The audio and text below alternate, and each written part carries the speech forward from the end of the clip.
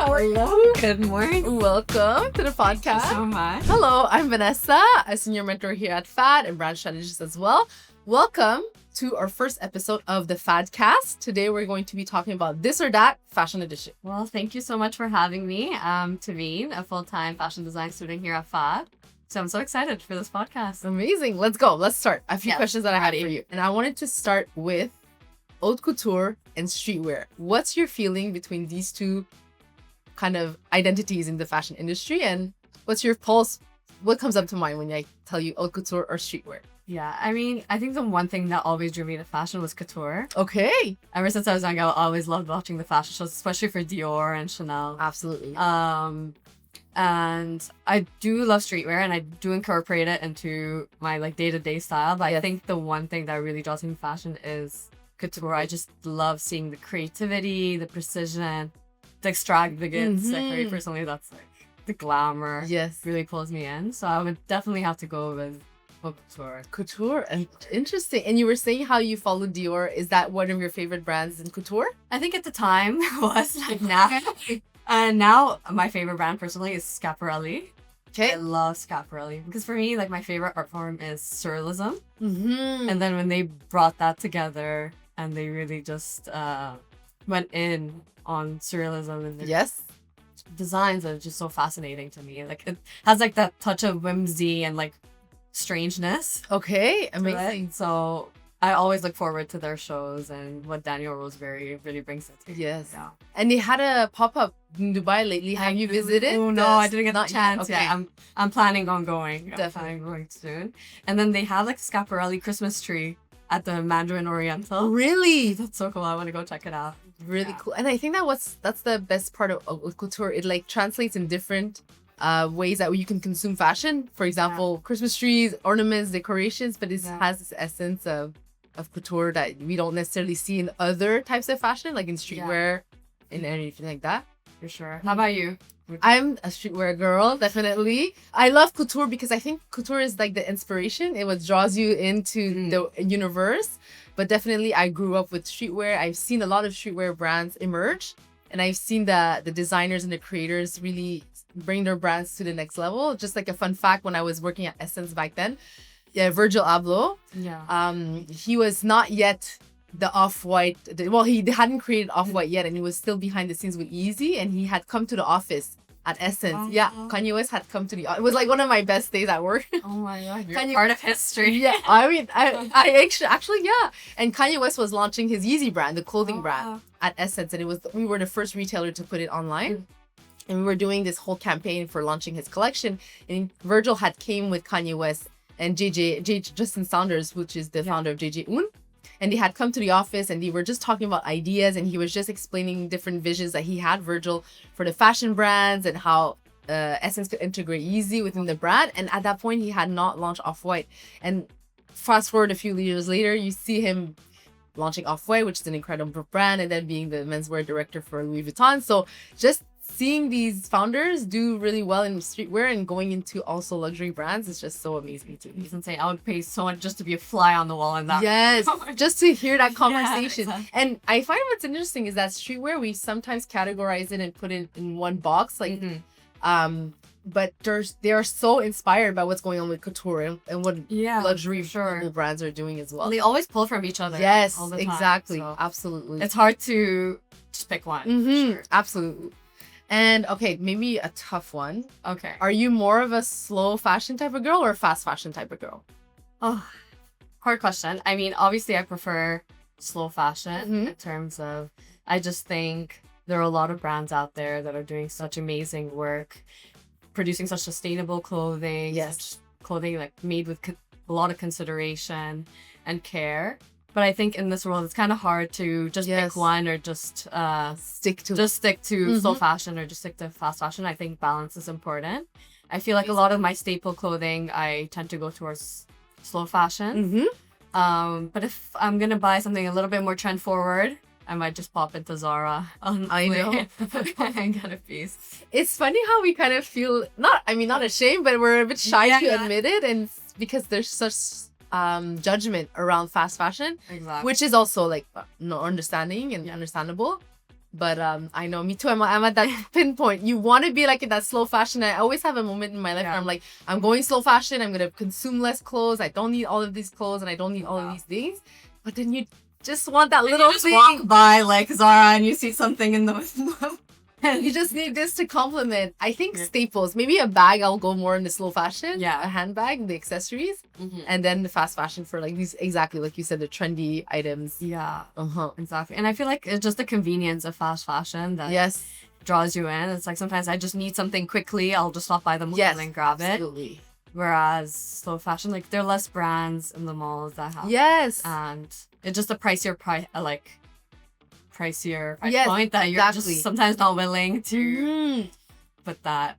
It's like you need to think about it a little bit more. Yeah, exactly. And I think how you said it's a pricier point of entry to have like a slow fashion kind of way of being, habit, exactly, lifestyle. Speaking of that, I know you are a designer. You are now a fashion designer at FAD. Welcome. How is that journey for you, and how did you come about being in fashion design? Okay, yeah. So I was working in luxury retail in the corporate world, in the tech side. But I always loved fashion and the creative side of fashion. And I was gaslighting myself to go into tech and data, but then eventually I decided to bite the bullet and go into the design aspect. So I started my own brand. It's actually a slow fashion brand. Okay, that's why the transition. Yeah.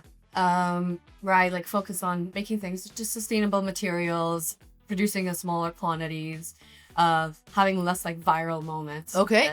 Right. And yeah, it's been great. I just launched it actually. Launched 3 pieces. Congratulations. Yeah. What are the 3 pieces? So they're 3 dresses. Okay. Well, 2 dresses and 1 set. It's like a skirt and a top. Yes. Then one's like a more formal dress. One's more of like a workwear type of piece.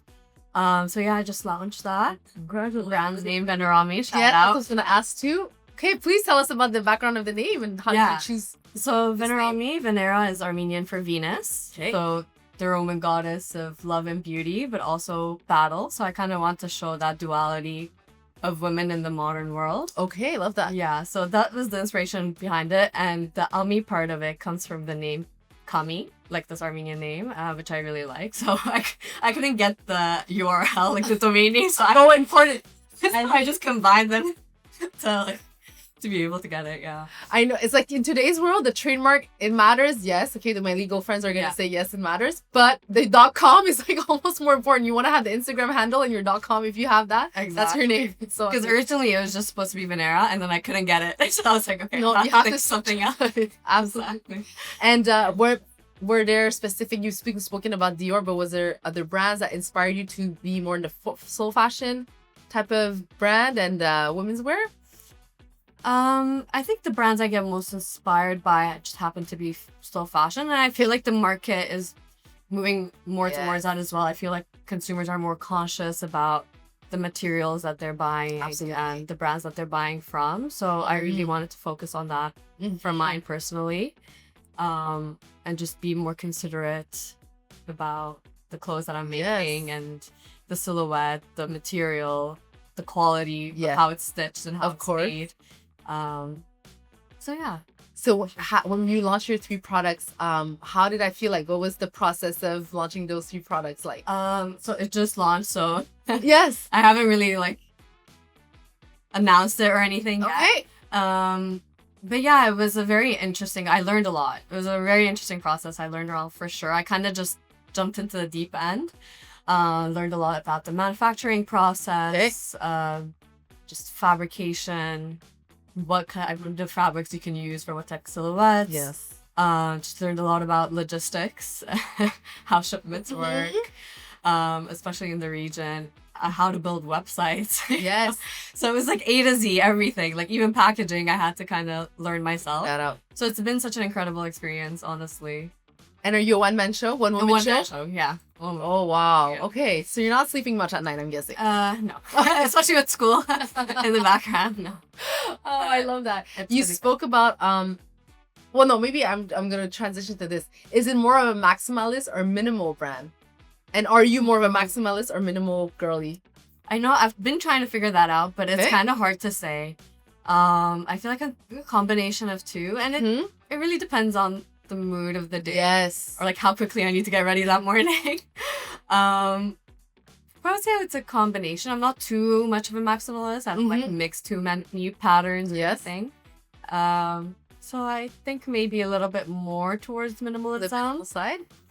But I like a pop of color and absolutely all that. Yeah. A little jazz. A little something in it for sure. Me too. Same thing. Goes with the mood. Sometimes I'm like super bright colors, but then like tone it down with something more minimal and all of these things. Yeah. But definitely a mix for sure. Yeah, I can't call myself like full maximalist. Yeah. Yeah. Exactly. It's a big commitment. But even being very minimal is a big commitment too. Yeah. And you know how you were saying depends on the time you have. I find like when I need to be minimal, it takes me more time sometimes to get dressed.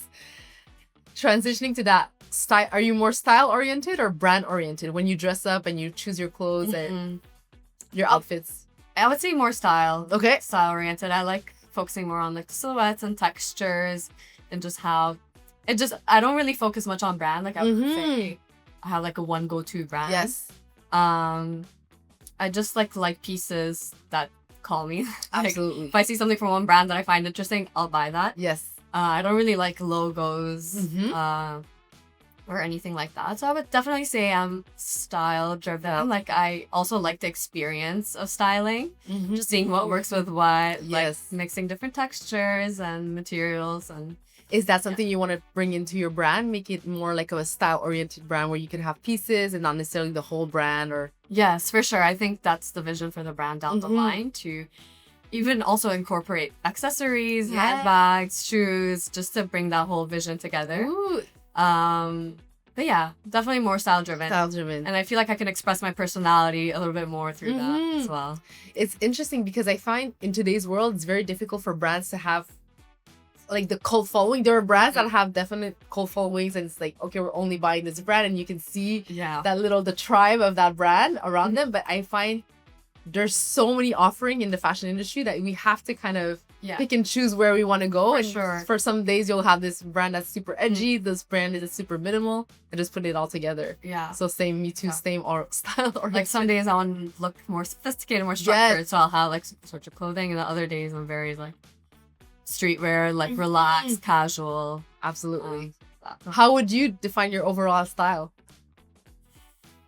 I'm honestly still trying to figure that out. Well, you have very good style. Oh, thank you. Thank you.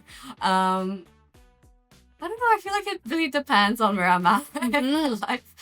But I would say more put together, more sophisticated. Yeah. Perhaps. Yeah, it's hard to say. I don't know how to describe it. But I like how you say the put together and a little bit more relaxed at the same time, because that's the vibe I'm getting from you. It's put together, but at the same time approachable. Exactly. And at the same, in a way, you are always representing your new brand that you've just launched. So you have to have that kind of vibe, also the essence of your brand being translated within you because you're a designer. Exactly. Yeah. So it's hard to say. Honestly, I always find it hard to describe. And someone asked me, so I just mix them all together. Makes sense. I have a weird question. Do you find you have a little bit of pressure now that you are in the designer lane to dress up a certain way? Yeah, honestly. To present yourself differently. Exactly. Like, especially now that I am in fashion school as well. Like, I put a little bit more consideration into what I'm wearing, what I'm buying, how I'm styling things together in the morning. Makes sense. Some days I just wear my dad's t-shirt and some jeans and call it a day. But other days I try to, push my creative boundaries a little bit more, reach for some of the items that I haven't touched in a while in my closet and incorporate it in a new way. So yeah, for sure I do feel that, not external pressure, but just pressure within myself. Within yourself, of course. Yeah. Not like for external validation, but for you to feel like, I'm doing something, I'm pushing my creative boundaries a little bit, And if you had to pick one or two items that are your go-to to feel stylish, what would that be? Or one or two categories, maybe, to make it a little easier, because it's hard to pick one or two items. Yeah, that's hard. It would be like accessories, like a bag. Yeah. Like that always helps pull things together. And like outerwear, like a jacket or a blazer. So if I'm wearing something very minimal, I would just like to, I'd always a jacket or a nice bag. to kind of pull it together. Absolutely. And now we're in the right season in Dubai to have outerwear and jackets and all of these things. Waiting for this, honestly. Like sometimes I would just bring a jacket just for just to feel something, even though it's like 50 degrees outside. Bring it in from the car to the AC. Absolutely, for sure. Just going back on your brand, and I know that you've been working in the corporate world, so you've very, very familiar with marketing and all of these tactics that you need to push to make your brand be known. Are you more of a viral or a traditional marketing type of person? I would say more traditional. Like I'm still working on it. Like, okay. For me, it's like very hard to push show myself on like social media and stuff like that. But I feel like something that I can show myself more creatively in is through traditional marketing. Okay. I'm not very good with TikToks, like that, honestly. Like my friends are great at that. I keep asking them to help me because I'm just really bad at it. Yes. So we just had a photo shoot with my friends actually in my house, and we did a whole setup for your brand. Yeah, for my brand. Yeah, and the collection was more based on it's called Homeland Reverie. Okay. And it's more based on the connection to my homeland, to Armenia. And then that was kind of the setup that we had. Oh wow, I'm curious to know how that setup was in your living room. My living room or something. But did you pull out the Armenian everything I had in my house. grandma? Exactly, yeah. So I had a lot of fun doing that for sure. So I feel like I can have more of a creative flow in the traditional marketing rather than viral marketing. Yeah, I think viral marketing is very hard. One mistake I find a lot of founders do is trying to just hit that viral moment. When you're just trying to chase that viral moment, you never actually get it. Virality just comes naturally. So if you get it, good. If you don't get it, it's okay. You work on that traditional marketing. That's really much more long term. Absolutely. And then in your consultancy, you said you had a consultancy. What do you usually recommend? Suggest? Oh, definitely traditional marketing. Yeah. But my clients always come to me, how can we make this viral? This is an important piece. This is an important, like, I want to make it viral. I saw this girl on TikTok who did this dance. I'm like, I don't know. I don't know how to do that. Like, no, it's not, I don't know how to do that. It's creating virality has to have so many checkpoints that you have to knock. And I find that you can't force it. It's like you can't force something to be amazing or being drawn to your consumers. You just have to make sure that what your traditional marketing is doing is speaking to your consumers and your brand and your essence in that core. So for sure. And I find like you lose the plot. You lose the sense of who you are if you're just chasing those trendy moments. Yeah, I agree. And virality for sure. Yeah.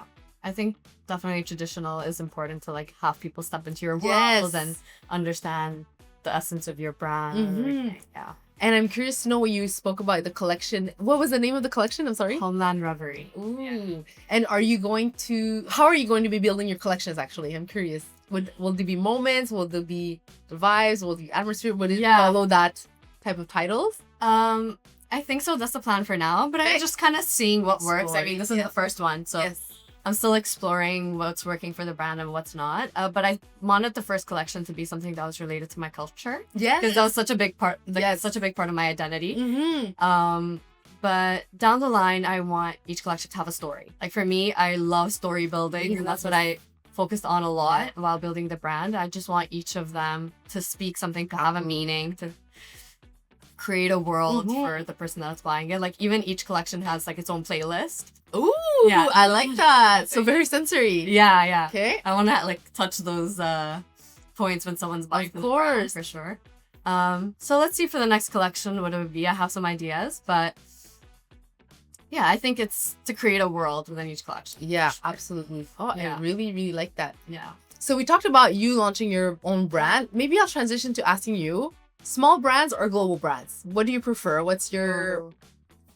I personally love small brands. Yes. Especially when I travel. I love just discovering like small boutiques, small local brands. And I always love to buy a piece from wherever I go. From the designers that are local.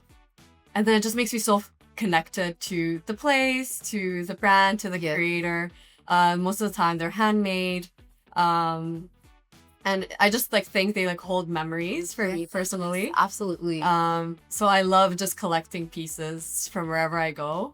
And I just love discovering small like local brands. And it feels like being an archaeologist. I like telling people finding about that gem. Yeah, finding that little gem and telling people about it. when they ask me like, oh, where is this from? Like, oh, let me tell you. And I give them the lore of the whole brand. Absolutely. And it's just so exciting. I mean, obviously, I still shop at big global brands. Yes. I mean, it's easier. Walk into the mall and grab something with Absolutely. Zara. But yeah, I just love discovering. And do you have one or two pieces that are one of your favorite gems that you found in local brands and small brands? Yes, I do for sure. I remember I got this ring. It's like this gold ring with like it's like this deep green gem. I forgot what it was called. Okay. But I got it from Sicily, so it makes me like remember my travels. And then there's another jacket that I have from Madrid that I wear a lot.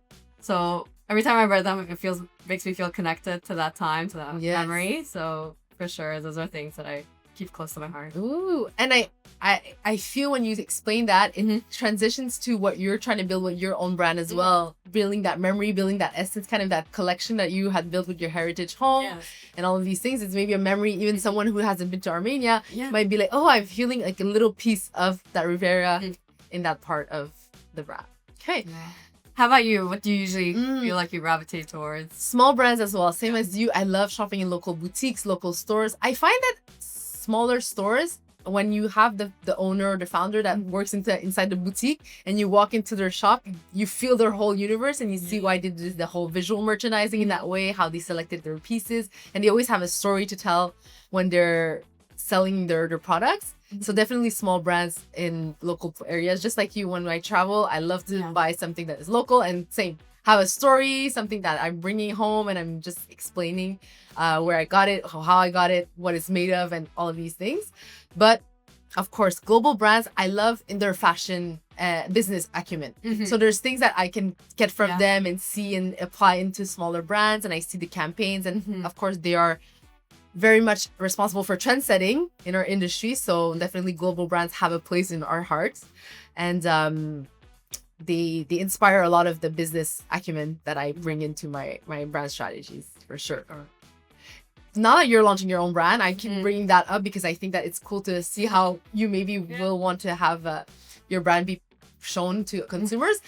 Digital shows or in-person shows? Are you more going to be on the digital front or a more of an experiential in-person type of brand? I mean, I think ideally in this day and age, you would have to have a combination of the two.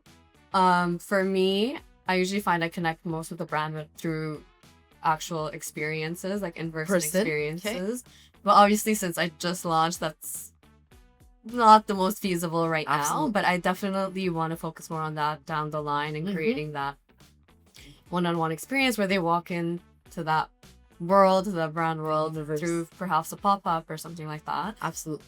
So for now, it's just digital, but down the line, hopefully, more in-person experiences. Absolutely. Yeah.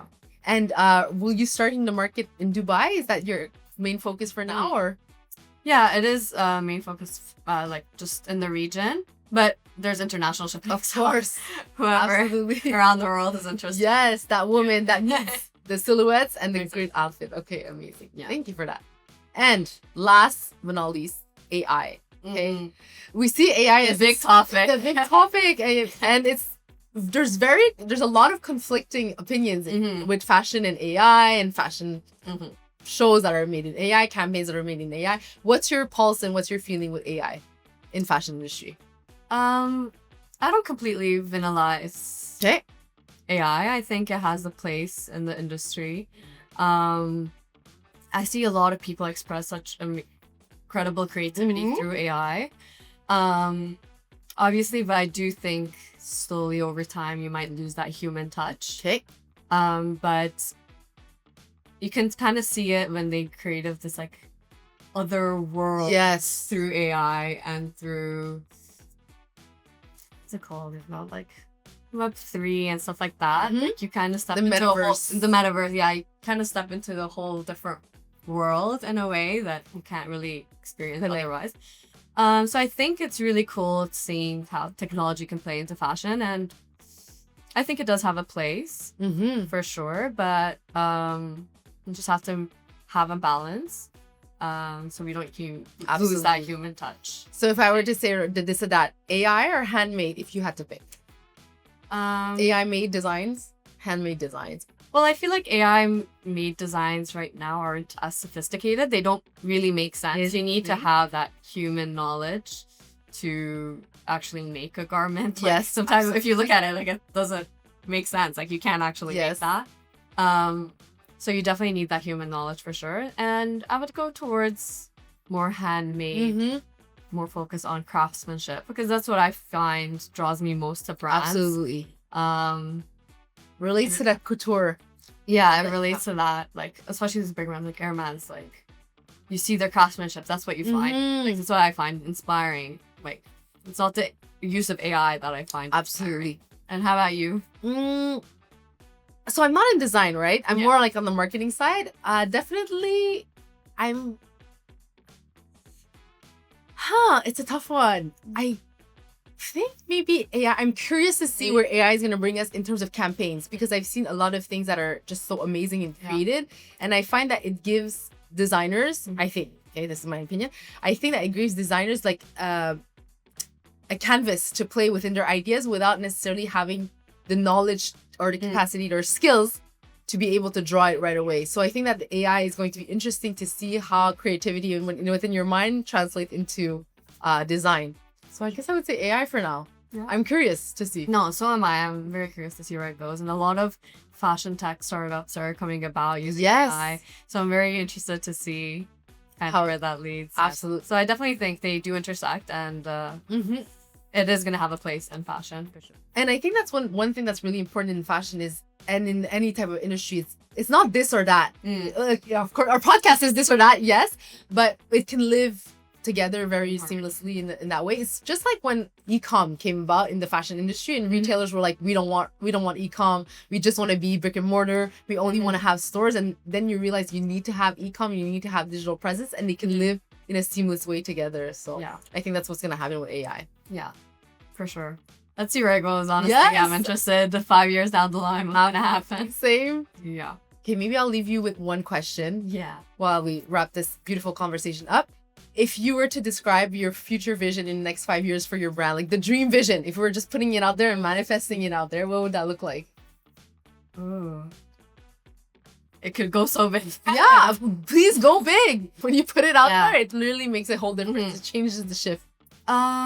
In 5 years. In 5 years, I would love to be dressing celebrities, having Ooh, fashion yes. shows, being featured on magazines. Yes, for sure. absolutely. Having pop-ups, Okay. even open my own store. Yes. Perhaps.